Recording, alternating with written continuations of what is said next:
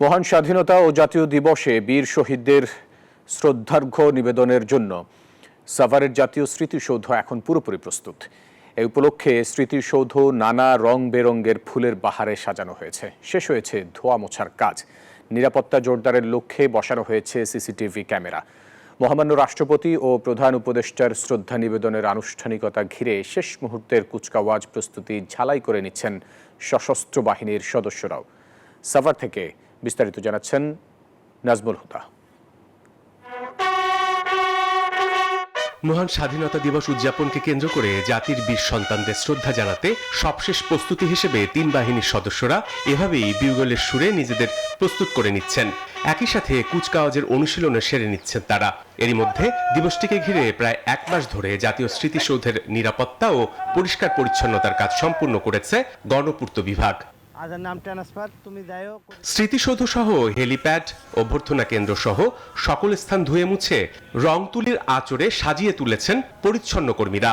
বীর শহীদদের পুষ্পার্ঘ্য অর্পণের মধ্য দিয়ে শ্রদ্ধা জানাতে সতেজ ও তাজা ফুলের বাহারি সৌন্দর্য ফুটিয়ে তুলতে সহস্রাধিক গাছের চারা রোপণ করা হয়েছে। আমাদের কাজ চলতেছে, ইটা বালু সিমেন্টের রাজমিস্ত্রির বিভিন্ন প্রকারের কাজ চলতেছে। ফুলের গাছ লাগানো, তারপর ধোয়া মোছা, টব সাজানো, এগুলো সম্পূর্ণ আমাদের প্রায় প্রস্তুতি শেষের দিকে। এরই মধ্যে সকল প্রস্তুতি শেষ করা হয়েছে বলে জানিয়েছে প্রশাসন। আমরা গণপূর্ত অধিদপ্তরের পক্ষ থেকে পুরো স্মৃতিসৌধ কমপ্লেক্সকে ধুয়ে মুছে পরিষ্কার পরিপাটি করা, ফুল দিয়ে সাজানো, রং তুলির কাজ, সিসি ক্যামেরা স্থাপন, লেক সংস্কার সহ সকল ধরনের কার্যক্রম সম্পন্ন করেছি। উপজেলা প্রশাসনের পক্ষ থেকে আমাদের যেসব কাজ করা দরকার, পদক্ষেপ গ্রহণ করা দরকার, ইতিমধ্যে গ্রহণ করেছি। স্বাধীনতা দিবসকে ঘিরে আইন শৃঙ্খলা রক্ষায় সব ধরনের ব্যবস্থা নেওয়া হয়েছে 4 স্তরের নিরাপত্তা ব্যবস্থা। আমাদের এখানে ৩,৫০০ পুলিশ সদস্য মোতায়েন থাকবে। আমিন বাজার থেকে শুরু করে আপনার গণস্বাস্থ্য কেন্দ্র পর্যন্ত এই পুরা রাস্তাটাকে আমরা 12টা সেক্টরে ভাগ করেছি।